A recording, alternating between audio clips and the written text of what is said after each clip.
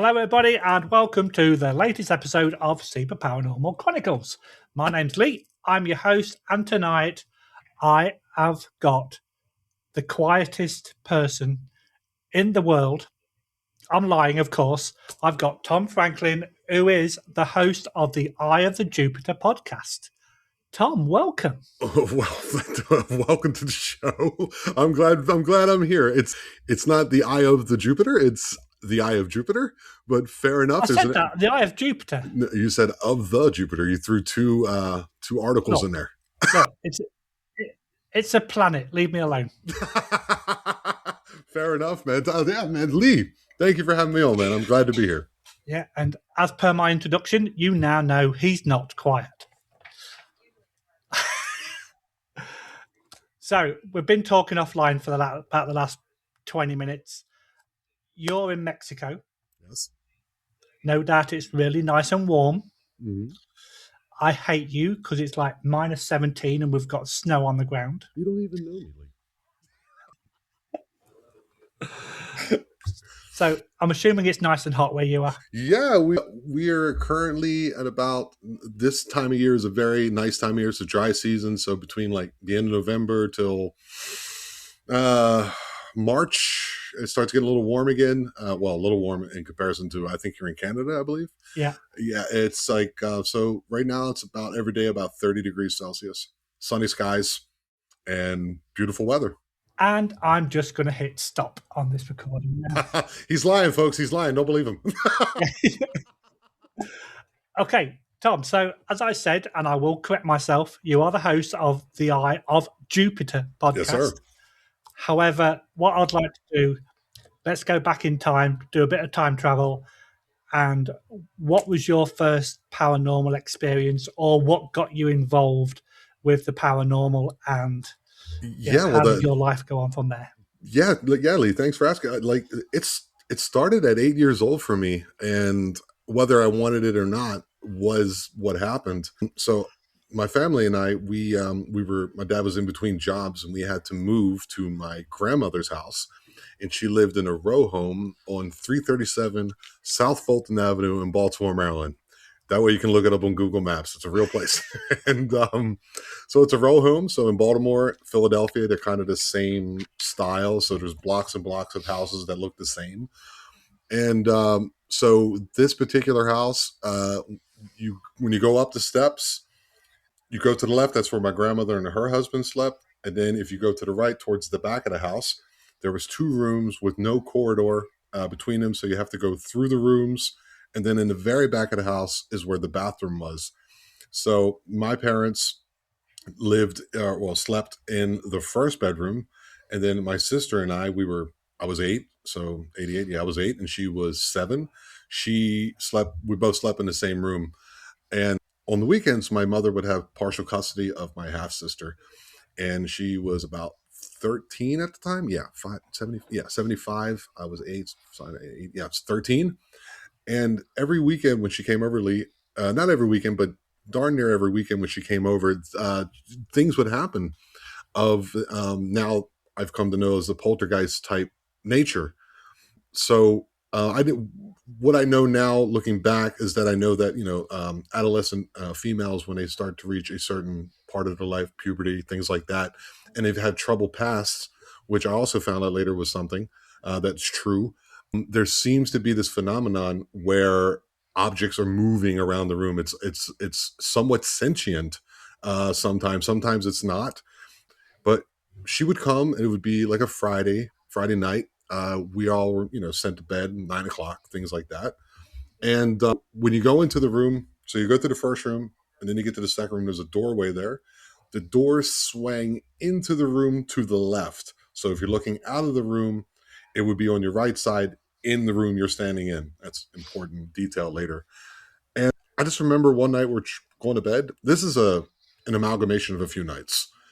I can't remember all the details other than the fact that I know it wasn't just one occurrence.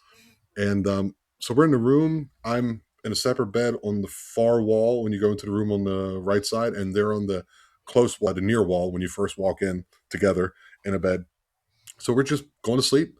and suddenly all the lights started just flicking off and on, like in the room, and we didn't know what, we were freaking out. We're like, what, we're kids, we're screaming and carrying on and crying, and my parents, it's Friday night, they're letting their hair down per se, having a good time, listening to their American country music and having a good time. And so they're like, what are you doing up there? Stop playing around, go to bed. So we tried. Then, like I said, it's been 30 years ago, no longer than that, 37 years ago. And so this is in the summer of 1988. Very hot summer, by the way. I remember that.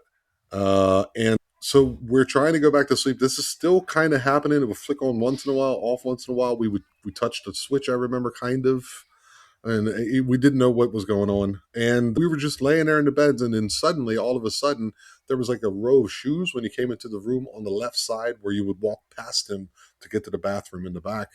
And it was like, I don't know, maybe 5, 6 pairs of shoes. They were being literally like thrown at us by something unseen in the dark. So I remember actually getting hit and seeing like stars a little bit, like I got hit in the head. And I'm like, who's throwing the shoes? And they're over there screaming and crying, both of them like with their sheets pulled up and, recoiling from the horror and getting hit and screaming. And then my parents, what the hell's going on up there? And my little sister, I was not the brave one in this one, by the way. I'm not brave at all. I was the weenie from all of them. And so my little sister, younger than me, goes down the steps, tells them, they're like, oh, your older sister's playing tricks on you. Just go to bed. So, okay, so we're into bed, and we're trying to go to sleep again. Like I said, I don't remember if this is the same night or a different. It was 2, 3 times, maybe 4. So there was one instance, Lee, I'm laying in the bed, and there's a space between the wall and the bed, like normal. And it felt like something reached up between the bed and put its hand squarely on my chest. It felt like I could feel digits, everything. And I literally jumped out of bed, and I'm like, what the hell? What's going on? Has something touched me? And my little sister was like, oh my God. And she ran down the steps. I'm standing in the middle of the room, just shaking. And my older sister's trying to calm me down. It's okay. Just relax. Everything's going to be okay. Don't worry, Tom. Okay. So my little sister goes down once again, the same thing, go up the steps. By the way, people, listen to your children. this scarred us pretty much our whole lives. She comes up the steps, and she's walking through the room to come to my room. Now, remember, the door is now swung into the room I'm standing in. I take like 2, 3 steps towards the door, but I'm maybe, I don't know, 4 foot away from the door frame itself, with the door in the room where I'm standing. And I say to her, what did they say? And as I said that, Lee, the door slammed right in both of our faces.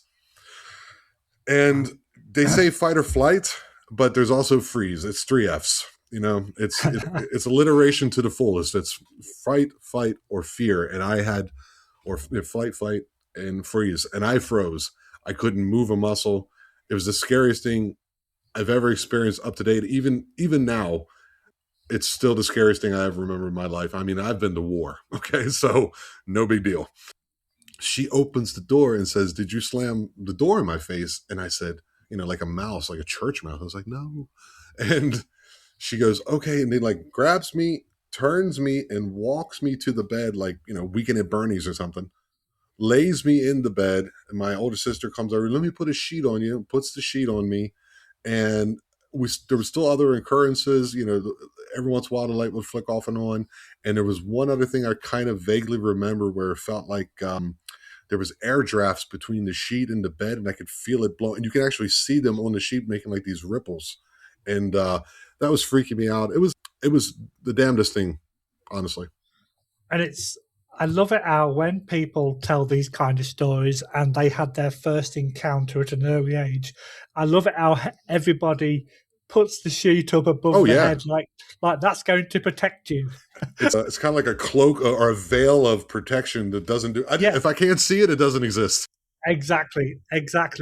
So when you was a little bit older, did you actually do any research to see if there's any history from that property of what was happening? I never did any research because I was young. We moved around a lot, so that was '88, and then we moved to another house in the same, like at the end of the summer. So, but I do remember my grandmother never told me these things, and she ended up telling my sister some parts of certain things. And I remember the one that she told me.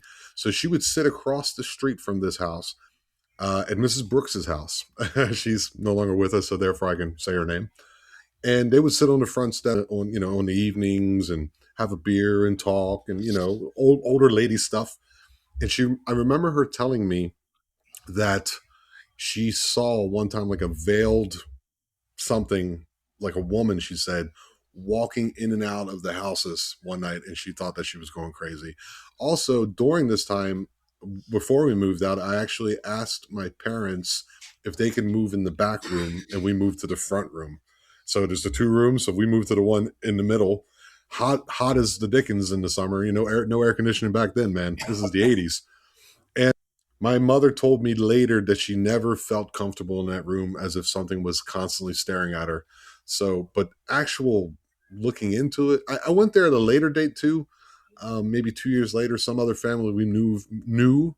So Mrs. Brooks' daughter actually moved into the same house, and she had some children that were my age, and we were playing video games one day. But I remember in that room playing like Nintendo, the old one, with the rectangular controller, just kind of checking the corners, man. But no actual like Yeah. going in with a meter or something. And do you know if Mrs. Brooks's family experienced anything in that property? No, I don't. No, I don't. They were kind of. My dad is a different kind of man compared to some of the people there.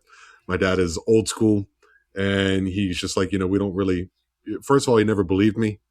He didn't believe us. So we never really had that kind of connection to it, and they weren't exactly the best of people. There was like they were having some issues too. I don't want to get too far into that. They have their own privacy as well. But I remember my dad never believed. He's in his 70s. He still doesn't really believe us. My mom kind of does, but I've actually had my sister on my show like a long, long time ago. I can't get her back on to actually corroborate what we saw that day, or those days, better said, and actually the subsequent things that have happened to her in her life. So yeah, so Yeah. And short answer, one, no. okay, yeah. And one thing that I find interesting is, and I've had it with a couple of people in the past, is when they speak to their parents about what they've experienced as a child, it's not necessarily the fact that the family member doesn't believe them. They just don't want to admit what's going on because they've had an experience that they don't want to talk about. Now, do you think it's the fact that your dad just did not believe you, or do you think he may have experienced something himself? No, I think my dad is one of those kind of dudes. And to give you a really funny example of that, I remember in the year 2000, I think The Matrix came out in '99. So he's like, "Have you seen any good movies?" I'm like, "Yeah, man. I've watched The Matrix. You got to check that out." So maybe a year goes by. I said, "Did you ever watch that movie?" He goes, "Yeah, I watched the movie. It was dumb." I go, "What do you mean?" He goes, "Wait a minute. We live in a computer. Get the F out of here." So he's one of those kind of guys. We exist in a computer. Come on, man. Yeah. So I don't think so. Okay. Okay. So after these events, you moved out. Mrs. Brooks's family moved in. What was the next example of something that happened in your life after that? Well, many years went by. There was times where the house would be settling, or a door when we moved to Pennsylvania was moving in the wind, and I would be freaked out. And my dad's like, "See, that's what I told you. It's all in your head." So nothing there. I don't really remember anything of consequence until I joined the army in 1998. Well, 97, and I left for basic training in '98. I stayed in Germany from '99 to 2001.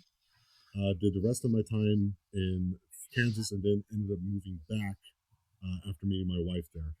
So I spent altogether 20 years in Germany. I'm a fluent German speaker. Now I'm in Mexico, and I'm working on getting that nailed down as well.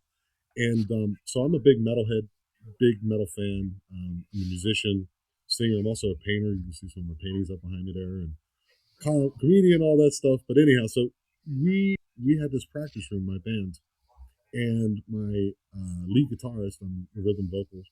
He was leaving to go to BASF in New Jersey. So the headquarters is in a place called Ludwigshafen in Germany, and I lived in a city on the other side of the Rhine River called Mannheim. And this area is called the Industriegebiet, which is in English, the industrial area.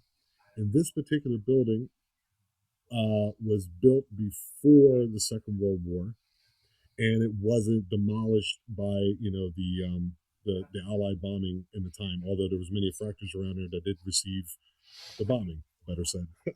And I'm trying to be eloquent, but I realize that I'm not. So I'm just going to speak normal, if that's okay. Yeah, do it. Yeah, go for it. Go for it. It's not a problem. I know that. I'm pulling your chain, man. So this place was called the Power Tower.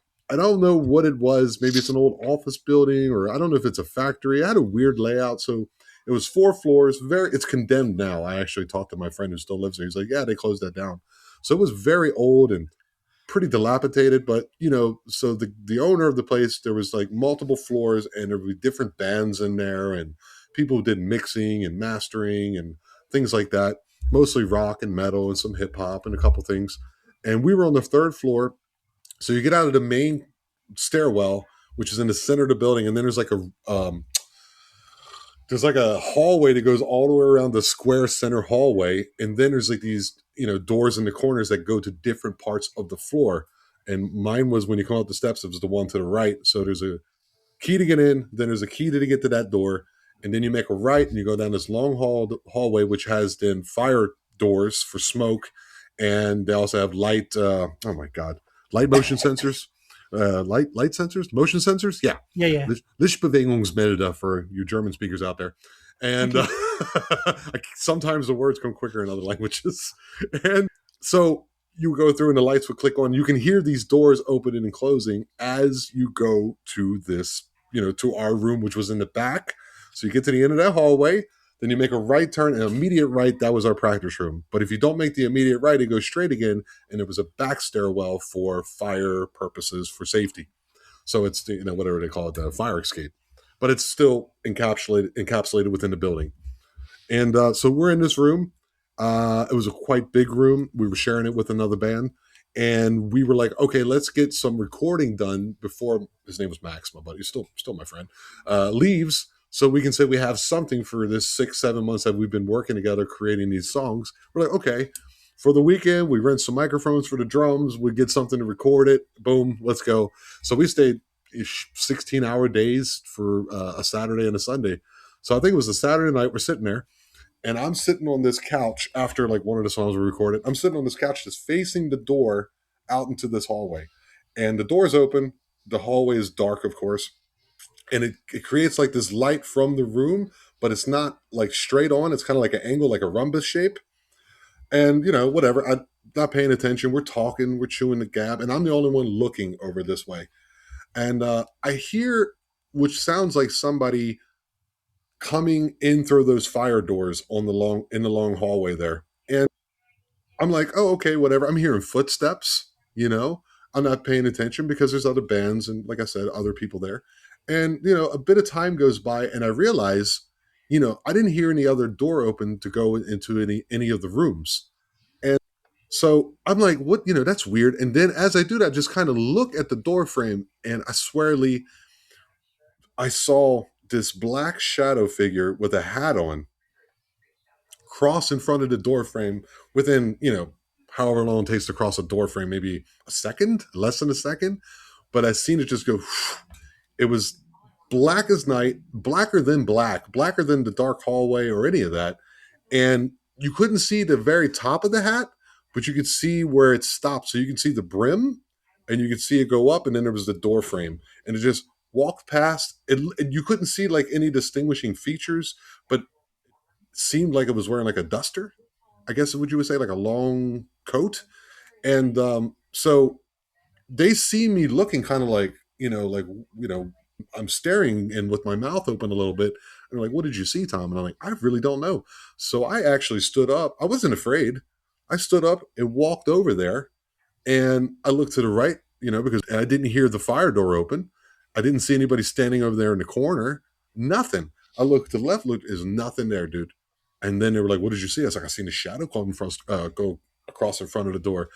And so before I started the podcast, I was podcasting with somebody else, and they said to me, what's your experiences? I told them this, and they go, dude, you saw a hat man. I'm like, what's that?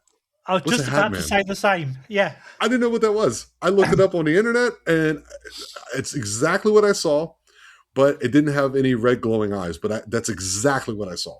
It's weird, man.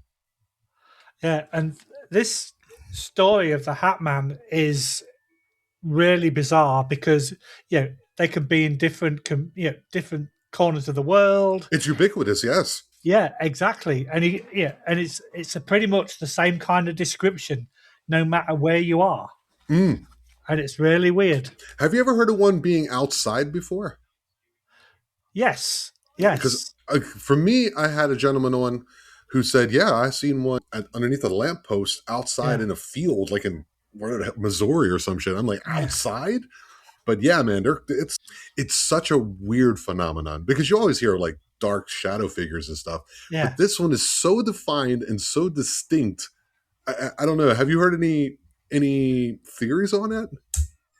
I haven't, but I would love to. But one thing that is always prominent in all the stories, the figure may not be exact every time, and there may be a slightly different hat, but the posture and everything is exactly the same. It's either moving from one point to another, or it's just stood there, either watching or whatever. But it's the basic outline is exactly the same, no matter where you are in the world, and Yeah, that is strange. some of the hats do vary. It's true, but the one I seen and the best. I don't know if you had this in England or if any of your listeners will know this from the '90s. There used to be an old cartoon called Spy versus Spy, where they had the long nose and they had these hats. Oh yeah, it's not like a derby hat or derby. You would know what's it called? Derby. We Derby. say So Derby. it's Yeah, not a derby hat, but it's not a cowboy hat, but it's in between. It yeah, looks like a Dick Tracy hat. yeah. Like that's the way I would describe it. And we used to have some. I can't remember what kind of drink it was, but it was either a port or a sherry or something like that. And the symbol that they had on the bottle was that of the Hat Man. Dude, you got to Now, send that to me. I want to see that. I'll definitely have a I'm look. gonna Yeah, put you on the spot right now. I got to see yeah. that. That's I'll crazy. I'll just make a note that I've got to look for it. All right, that's interesting because I would like to look into the company and where that maybe comes from. That's interesting to me. Yeah, because like I say, I can't remember if it was like sherry or port or whatever, but it was the outline was the Hat Man. Yeah, man, like I said, I've spoken to maybe two other people who've seen it, and every time it's some people said you'll hear it sometimes connected to what's that called, sleep paralysis, Yeah, like where they'll be like over top of them. And sometimes it'll just show up in places, and you're just like, "What is that?" And some people, there's an ominous feeling to it. But with me, I didn't have that. It was just more like a "Hi, I want you to see me." Look. yeah. I wonder if there's anything kind of people say that they always if someone's about to die they'll see the angel of death or Mm-hmm. something like that. I wonder if it's obviously not the same kind of thing because people don't always die, but I wonder if it is a foreboding of something that's going to happen Or has and happened. it's just there to I don't know make sure. Yeah, so it's really weird, and I'd love to know more about this. So I might have to do some more investigating. It's one of those. It's a weird one that you would see. It would be strange if you seen it with like a baseball hat, or if you seen it wearing like a leather jacket. But it's always it's almost like a cowboy feel to it. But it's more Yeah, like a it's like a cape. He's wearing a cape. kind of like an Undertaker, but without a top hat. Yeah, yeah, Kind of like that. exactly. It's very Yeah, strange. yeah, it is. So, after your experience in Germany, Mm-hmm. at what point in your life did you decide that you wanted to talk about your experiences and to talk about other people and their experiences? Well, I never thought about it. Okay, so all my skill sets kind of wound up, wound up being doing what it is that I do as a podcaster. So, being a comic, being on stage, talking to people. After a while, speaking with you over line, it's no big deal. I'm standing in front of 80, 100, 200 people talking about poop jokes or whatever I'm doing, and and so that lended to it being a frontman in a metal band, and then always being able to express myself. So that's something I always had. I never thought about podcasting, and then I moved to Mexico, and you know I ran across this gentleman who kind of helped me, get accustomed to the scene here. It's a lot different. It's a big culture shock, whether you're either coming from Europe or North America. It's such a different world. And we were like, it was a subject that he brought up. Hey, man, have you ever had any paranormal experiences? He now has a podcast too. It's called Codega's Codex of Curiosities, Rivals. And he was like, "Hey, have you had anything like that?" And I'm like, and I told him, and he was like, "Oh, wow, dude, we should do a show." And so like the first episode, he kind of talked about some of his experience, and I talked about some of mine, and then we started interviewing people. Then there was a split. I realized that I had the ability to do so I started doing it. And you said that was back in. Oh, this show it'll be in February. It'll be 2 years. Okay. It'll be 2 years that the Eye of Jupiter has been around. Yeah. But I've had Is it- things happen to me here too, man. More things have happened to me here than all the, whatever, 40 years before. So we ended up buying, we're talking about the show. We're doing like this practice run, and we're at his father-in-law's house because he was getting his house built. And so I'm facing the kitchen. We're in the back of the house, but outside in the, whatever, what do they call that? Terrace area. And he's like, "Hey, let's put a microphone up. Let's see how it would work. Let's see how our banter is with one another." And he's great at it. And together we were fantastic. So he goes, "Yeah, I've been seeing things here in this house too. There's something here." I'm like, "Okay, you want another beer? Yeah. You want some water? Hey, here's some pretzels, whatever." And I'm looking in the kitchen, and I see like this misty figure just materialize like right by the island and just walk into the wall. And he see me look, he goes, "Did you see it?" And I go, "Yeah." "Yes, I did." And he goes, "What did it look like?" I was like, "A misty figure." He goes, "I've seen the same thing." But here's where it gets really wild, man. Okay. So I came to Mexico because I didn't want a certain medical treatment happen to me. And I was somehow brave enough to give up everything in Europe to come here. And I ended up buying 4 hectares. For our American audience, that's about 10 acres in the middle of the jungle. Okay. And we're talking, it's a kilometer from the road to my property, and you're going through mud and rocks, and there's jaguars here. There's, snakes, scorpions, tarantulas, not even just spiders, tarantulas here. And it's way back there in the middle of nowhere. And I may or not, I can either confirm or deny that I actually do have possibly Mayan ruins on my property. Okay. And I didn't know that when I bought it. So we walked around the perimeter, and then through time, as after I bought it, I walked through and I found possibly, I'm not sure if because, I'm not the brightest fellow in the world, a circular thing, like a circular path that's level, and it is about 4 meters in diameter, something like that. About 4. No, let me see. If I lay down, about 4 meters diameter. And it's weird. So it's a ridge line. So part of my property is flat. Part of it has a mountain on it. That's about 100 feet in the air, about 30 meters. And there's a ridge line that comes down, and then there's this flat spot, and then it goes down some more. And if you stand on that, which I haven't done because it's freaky, and if the trees are cleared, you can look left for about 2 kilometers. If you look right for about the same 2 kilometers. So I'm thinking it's like a lookout post. My opinion. I don't know. I don't know if it's even real, guys. I can either confirm or deny. So I was, that's interesting. And I started talking to hunters because my truck would break down, and this one mechanic I had told me he was a hunter. And you start hearing these stories about this entity here. It's kind of like a homunculus. It's kind of like a cherub, like elemental type thing. A cherub is like a Cupid. That's the most commonly known one. And they kept talking about this thing, and it's called Aluxes. ALUX is plural, Aluxes, XES. So singular, plural. And I actually eventually talked to somebody on my podcast about this, and it's a Mayan made elemental that is the protector of the property and their corn. Right? So I'm like, okay. So basically, there's like a 7-day or a couple week ritual. For some reason, I cannot remember that, where it has to do with mud, corn, blood, and it's mixed, and they make like a little like statue thing on the property, and they give it offerings of food like corn, and they do like singing rituals. And on the seventh day, or how many weeks it is, this thing then disappears. All right, one day disappears, and it's such a common occurrence here that people here will talk about it openly, and it's so weird. Uh, so this hunter told me that, yeah, if you're near the wood line, if you're near a mountain in the woods, like a little hill, a mountain, it's not really a mountain, it's more of a hill here, you will get rocks thrown at you. Like, what are you talking about? So we're on the property. I'm there for about 2 months. I built a little shelter somewhere we can sleep in. Put a concrete floor in. Actually took logs, put them on the floor, made a roof out of metal, corrugated metal, and just whatever.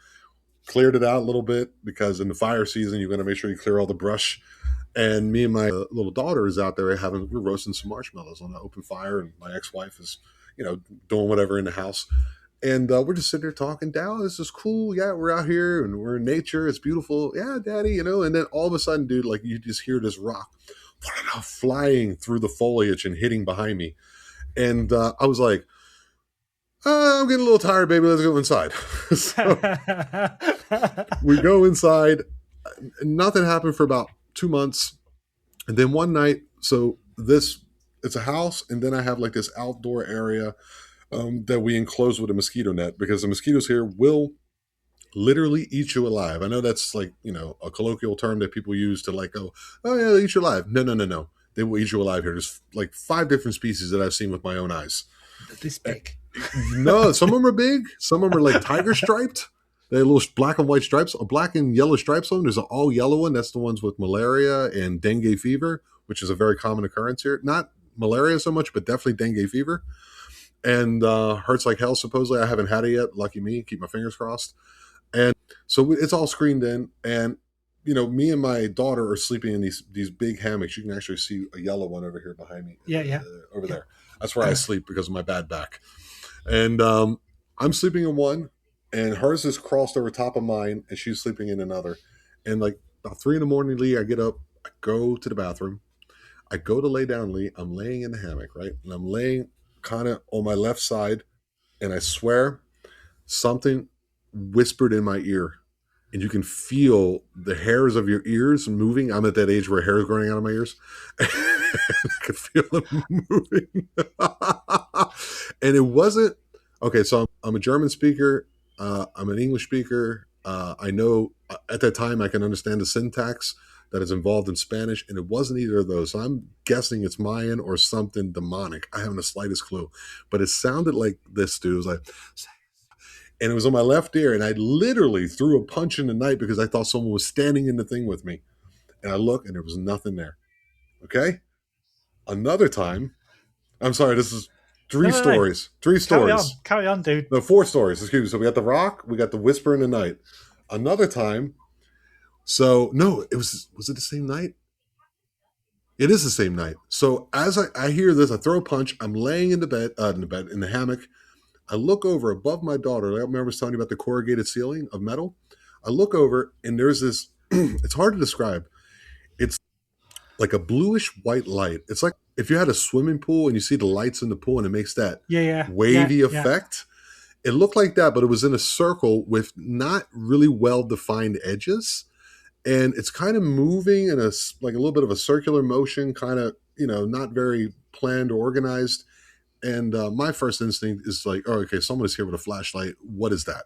So I go to look to see where the source of this light is coming from. I didn't see it. As soon as I look back, it was gone. Okay. That was weird. So then another time, maybe 2 weeks later, I added an addition to the house with a bathroom next to me. So it was bathroom was one place, and I moved it to another place. And in the night, I wake up to go to bathroom again. And I got my phone light because it's dark out there. And on one of the logs I used to make these metal walls, and this particular part of it's metal walls, so no one can look in there and people have their privacy. Lee, I look, and there's a snake in there. It's maybe, I don't know, 2 foot long, nothing big. And it's on one of these logs wrapped around it, eating ants that were coming down this log. And I'm like, oh my God, Well, it's not. I don't think it's a poisonous snake but I can't be too certain. So, and I don't want any snakes sleeping about 10 foot away from me. So I took the backside of a machete, very important. The backside, not the sharp side, the backside. And you have to make sure the snake is facing you, not away from you, because it can coil and then jump at you. So I just took it, whacked it in the head, and killed it. Offed it. Excuse me, I'm gonna have to edit that out. No, 35 something. You got to go ahead no, and no, make no, sure you no, cut that no, out. no, no, no. We don't have to edit. We have explicit life. Right. Oh, okay. I have to. And so I'm like, okay, that's done. I left the machete stuck on the log. The snake was on the ground. Whatever. I lay in the hammock again, and I'm just about to go to sleep. And I kind of looked over at my daughter, who's a little farther away from me now, maybe 20 feet, in a slightly different position at an angle. And now I see her. The light was above her. Then I look again back to my right where that snake just was on the wall now. Same phenomenon. Blue light would look like light was shining through water, right? I, once again, where is it the source coming from? Look back, disappears. Okay, this is weird. Laying in a hammock. So behind me is where the mosquito net ends. Behind the hammock, maybe 3-4 feet behind me. And then outside of that, behind me, I hear about maybe 20 yards, 20 meters, 30 meters, something like that, slightly to my left, that same voice. And I could not distinguish what it was saying. Now, I preface this by saying that I am not a Christian. I'm a man of God, okay? But I do know that the name Jesus Christ holds sway over these phenomenon sometime. There's people who have to vanquish, Bigfoot from their property or demons from their house, and they'll say, in the name of Jesus Christ. So I said that because I knew it was some type of protection. What that means, I don't know. Maybe one day I will become a Christian, but until then, I know this happens and I don't use it for no reason. I don't want to make anyone feel uncomfortable. But I just said, in the name of Jesus Christ, I do not allow you to bother my family. You can stay here. I know that you're probably part of this land. You were set here by somebody else. Those people are now deceased, and you want to protect the property. It's completely fine. I'm not here to harm the property. I'm here to protect the property. If anything, improve it. And then I went up to that place that I was telling you about, and I did the same thing the following morning. And ever since then, I haven't had any problems. That is weird. It's wild, bro. Jungle entities in the Yucatan of Mexico. I don't think you got a story like that yet, but it's happened to me, man. I promise you. I have had a guy on that spoke about Mexican cryptids. Oh, okay. Yeah, like the Nahual. Like the Nahual. Oh, I tried saying half of them and he would just laughed at me. So it's like, you got the La Llorona, which is the one that screams. Yeah, that one. Yeah. Then you have the Nahual, which is basically your skinwalker. Yeah. And then the one famous here, there's a famous witch in this part of Mexico in the Yucatan. It's kind of like the Bell Witch of the Yucatan, and it is called Ixtabay. And that one is a crazy one where men are like drinking, and then they'll go, "Hey, you want some more beer? Follow me." And they go into the woods and then never see him again. I think I could do that with a few people actually. Oh, okay. You get some drunk. You'll put some drunks down here and put them out here in front. Yeah, sure. I'll send them your way. Well, supposedly this thing has like a chick, like you'll see, it's like a beautiful woman, fair skin, long black hair, beautiful. Then you look down to her legs, and one's a horse leg, and one's a chicken leg. And then when you freak out and look back up, she's a hag. That happens too. I know people that are like that as well. Anyway, so you said that you've done the Eye of Jupiter podcast for a couple of years. Are there any particular people you've spoken to or stories that you've heard that if anybody asks you this question, you can immediately go to and go, this one was amazing and this is why? There's a few of them, man. There's I don't remember the episode. There was a man, his name was, I can't think of his name right now either. Oh, you're putting me on the spot here, bro. But he lived in Indiana, James Fatka, that's his name. I'm trying to get him back on, but there's reasons that I can't, but I will hopefully in the future. Let's keep our fingers crossed. He lived in northern Indiana. It was like a housing development, and then another part of the housing development with like a hill between them with a wooded area. And he was talking about this time that he heard something like jump off a branch in the woods, and he was with a friend of his, and he didn't know what it was. You can see the branch still moving, like that kind of thing. And then he was walking a little farther, going up this hillside, and he looks up and he sees what he called an 8 to 10 foot owl with a 30-foot wingspan jump out of the tree and fly directly towards him and his friend. He said when he seen it, the face was silver, and then behind it, it was kind of like fuzzy.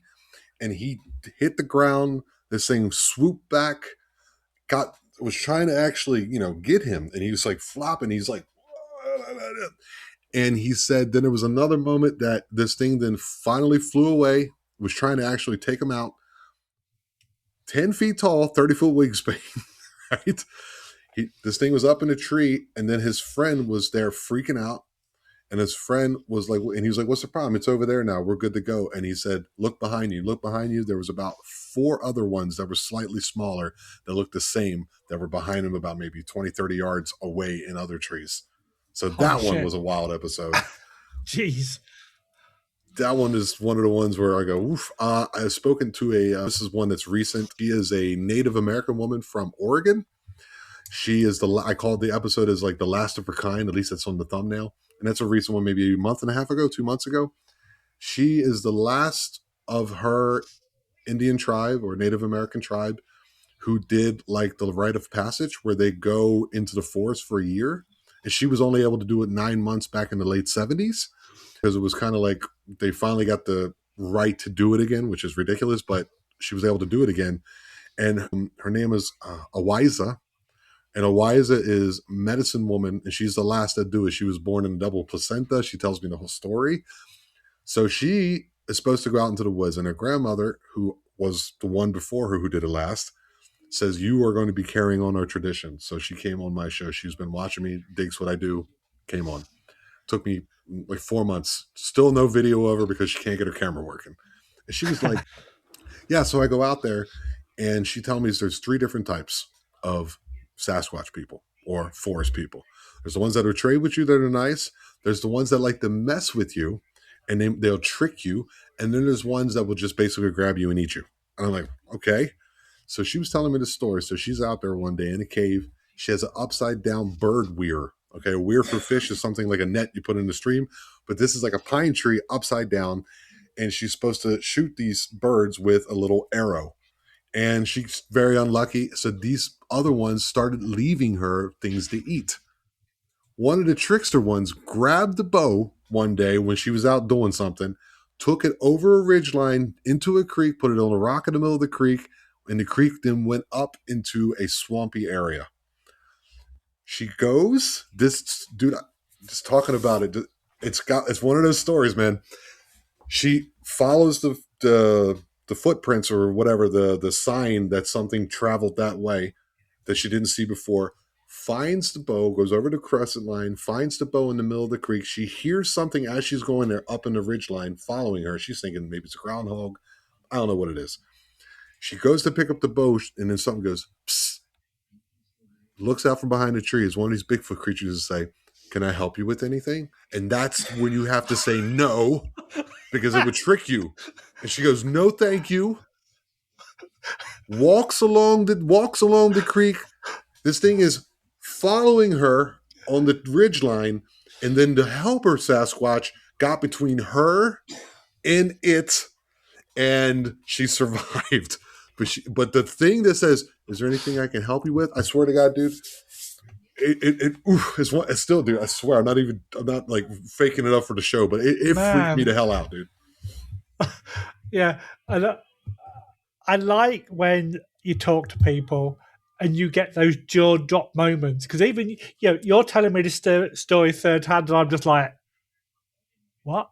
She says it even better, dude. When you hear it, the way she says it with her, because she speaks the native language, so she speaks English. There's a little something in there, It's very good, it's perfect, but there's like a little, the white man come kind of thing, but not like that. I'm not trying to be rude or racist or anything, but it has a little something to it. And when she says it, dude, all the hairs on my arm stood on end. And I was like, God damn, dude. And I'm going to have her back on when she gets her video camera up.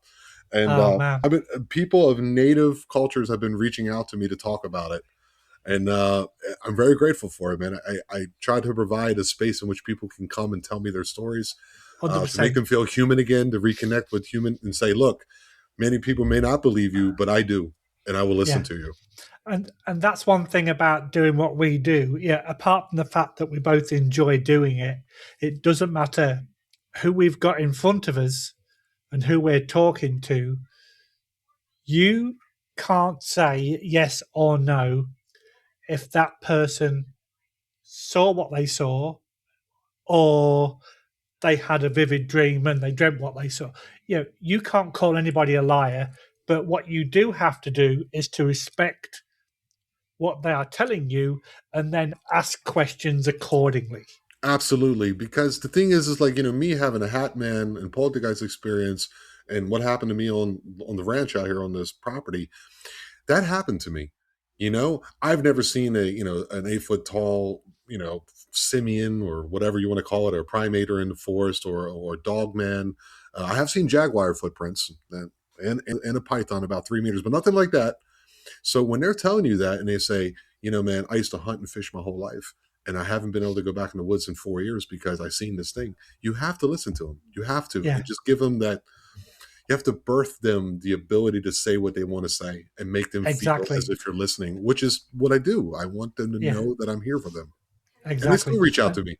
Many Yeah, of my people, many of my, interviewees still write me, hey, how's it going? How's the family? And trying to create that community so they feel not so alone. 100%. And I was at an investigation on Saturday night, and it's a two-story property. The first floor was completely redeveloped to how it used to look in the 1800s. Second floor is extremely forlorn, for want of an easier word. However, whenever they raise enough money to redevelop it, that they're going to do it bit by bit. And we were up there and we were doing the normal investigative things, and I literally felt like something small grabbed my hand. Oh, yeah. Yeah, but only I experienced that. Yeah, I did a quick check and I thought, well, it's not cobwebs because my hand was hanging out of my pocket. If there'd been cobwebs or something, my shoulder would have taken them out. Yeah, man. So it was something that literally grabbed my hand, but only I experienced it. Yeah. Yeah, That happened nobody to can me, call me dude, a liar. Yeah, 2 weeks ago, 2.5 weeks ago. My girlfriend goes, this is a Friday night, man, in Mexico outside. Now, this is real, man. And it didn't freak me out. And I'll tell you why in a minute. So we go up to the corner store. It's called a Six. That's where they sell beer. And I was like, yeah, like, give me a 6 pack of beer. I paid for it. And I pulled out my wallet. And then she was giving me the change. I handed the wallet and the change to my girlfriend. And she's off to my left, like right next to me, not touching me, but next to me. And to my right, there's a handicapped gentleman about 3 foot away. And as she's doing it, and I'm looking in as the woman's getting the beer, I felt something, Lee, grab the back of my shirt and tug it twice like a fish would, like if you're biting. And it's just boop, boop. And I looked at her and she wasn't close to me, but I still had to ask the obligatory question. I go, did you touch me? And she goes, no, I know it wasn't this gentleman. He's too far away. And yeah, and I didn't feel scared because it seemed like it was a child yeah. saying, hey, I want you to know that I'm here. And it's a weird feeling to not Oh be yeah, bothered by it. 100%. Uh, I am getting conscious about the time because I know that you've got another appointment. So, out of all the different types of paranormal things that there is, UFOs, cryptids, ghosts of spirits, do you have a particular favorite?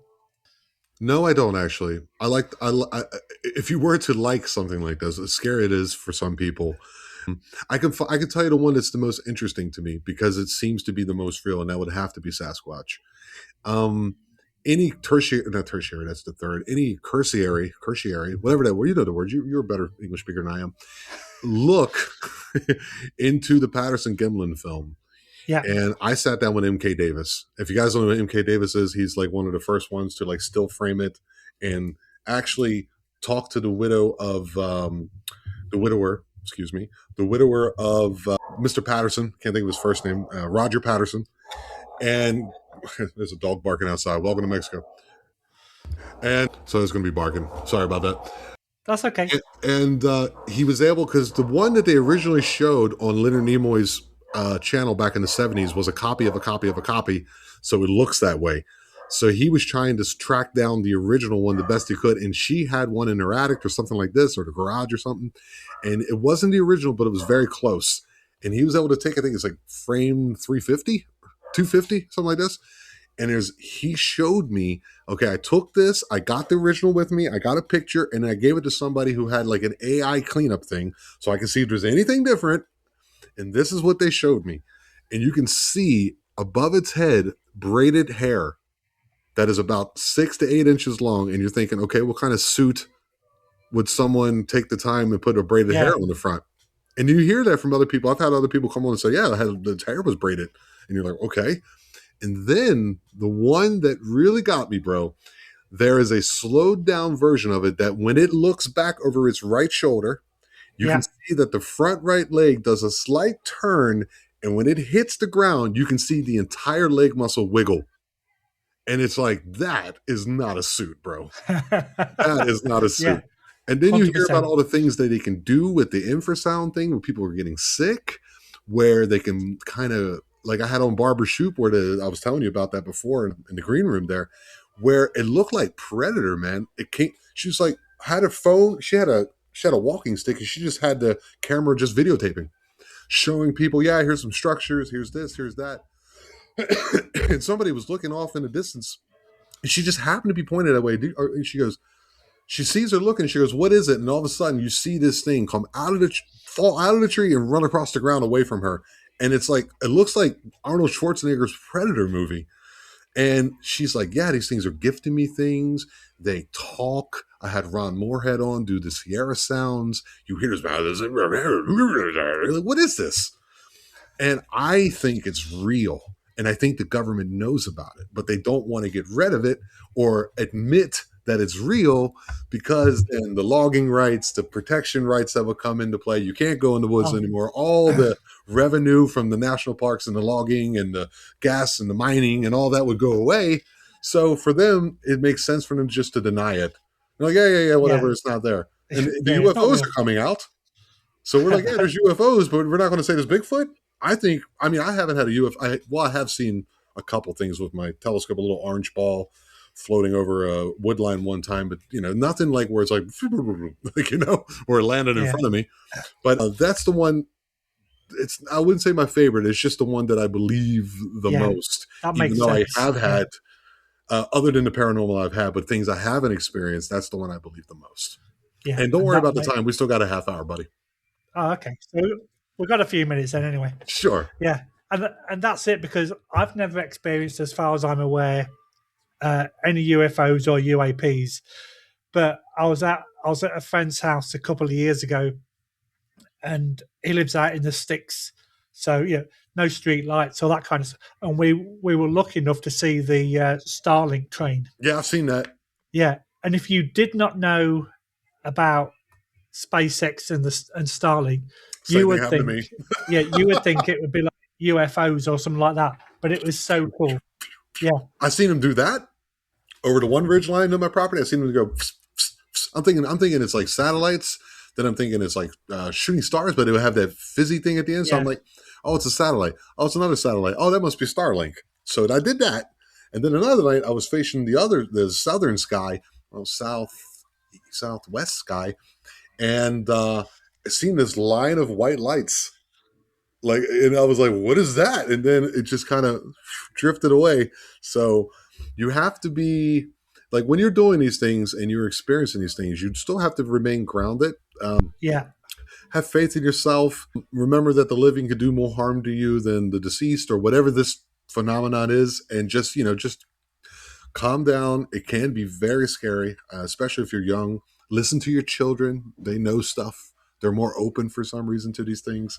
And just take it in, man. Take it in. And if you can add to it somehow, have an idea, hypothesis, a way to measuring it, a way to reproduce it in some type of, scientific, way so that we can quantify it, that would be great. We're looking for people to, bring some light to this.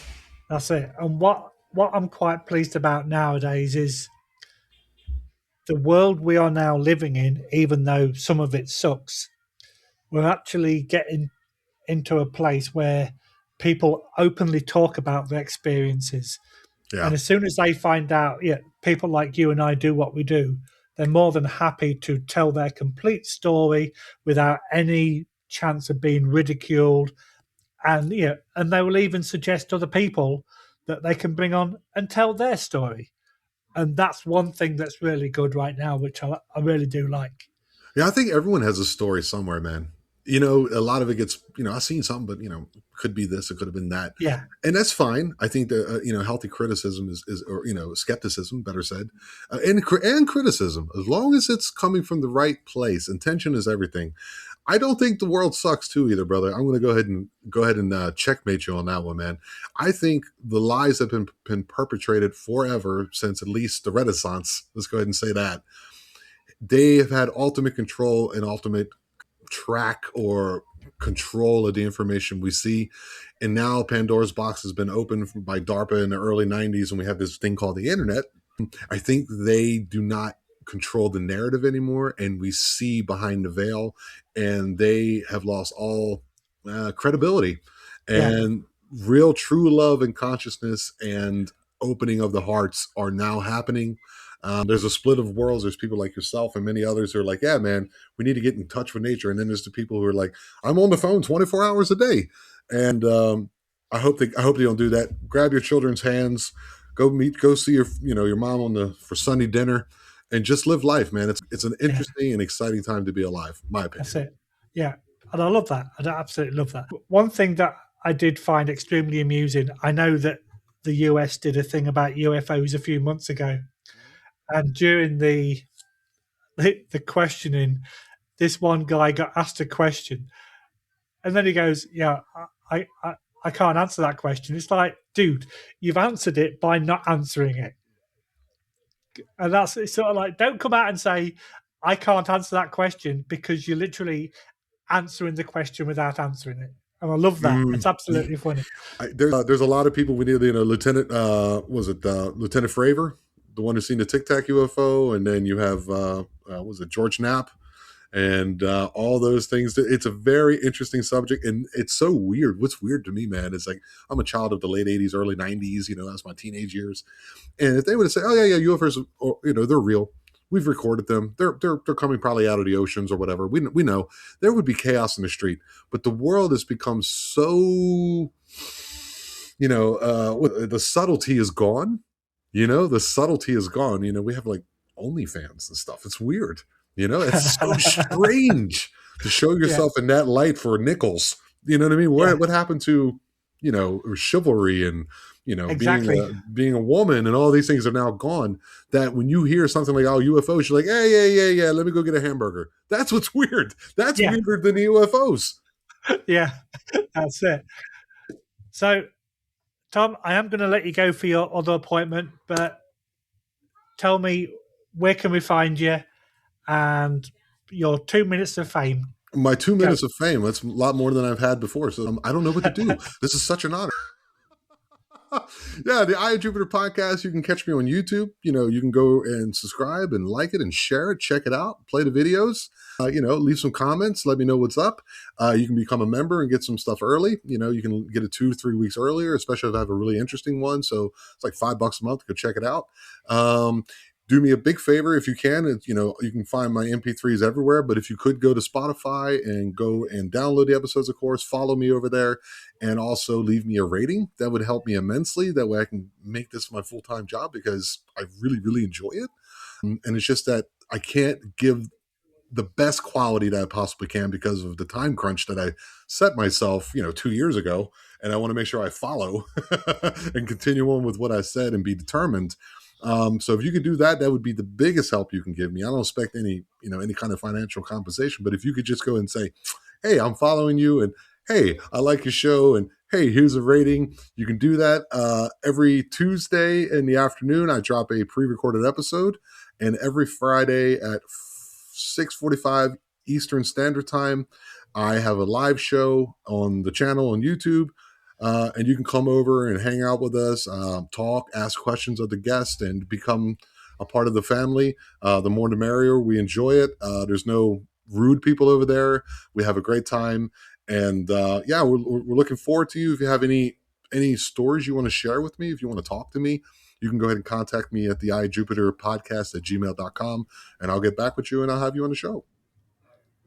Perfect. And I did say 2 minutes, and that was more than two, so we'll Was just it? edit some of that. We'll cut out all the parts where I set up.